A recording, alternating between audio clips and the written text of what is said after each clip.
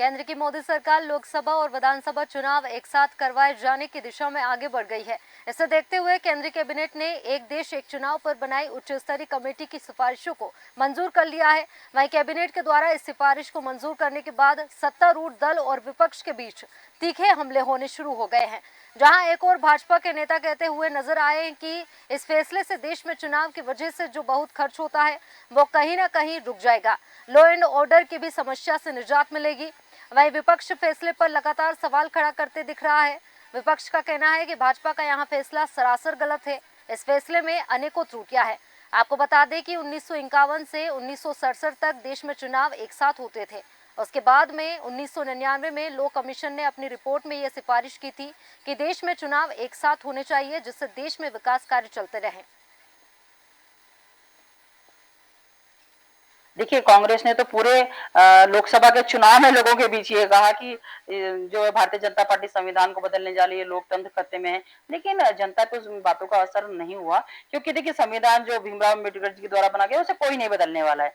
जहां तक रही बात वन नेशन वन इलेक्शन की, ये जो देखिए समृद्ध लोकतंत्र के लिए राजनीतिक स्थिरता बहुत जरूरी है।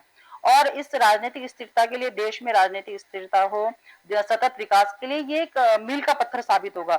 बहुत ज़रूरी है कि देखिए चुनाव में आम आदमी का विकास रुक जाता है। कहीं न कहीं भार पड़ता है, लोगों के ऊपर भी चुनाव इलेक्शन में जो खर्च होता है उसका भार पड़ता है। तो तमाम ऐसी चीज़ें हैं उनको कम करने के लिए अगर ये हमारे मोदी जी, प्रधानमंत्री मोदी जी कैबिनेट में ये प्रस्ताव लाएँ तो ये बहुत ही अनुकरणीय है। देखिए, वन नेशन वन इलेक्शन की जो बात सामने आई है, इन्होंने प्रस्ताव पारित किया है कैबिनेट में, तो प्रधानमंत्री जी को इस्तीफा देना चाहिए।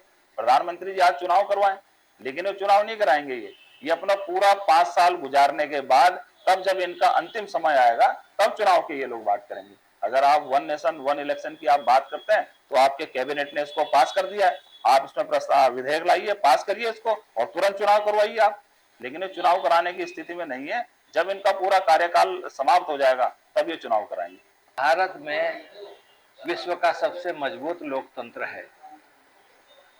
जनता के, हमारे संविधान के मुताबिक हम भारतवासी भारत के लिए सरकारें बनाते हैं और इस संविधान के तहत भारत का संघात्मक जो ढांचा है वो अपने लोकतंत्र के रास्ते पर चलकर सरकारें बनाता है, चुनाव कराता है और चुनाव के साथ साथ उसमें जो तब्दीलियां होती हैं, सरकारें बनने के बाद सरकारें गिरती हैं, उनका भी दोबारा से गठन लोकतांत्रिक ढंग से और संवैधानिक तरीके से होता है।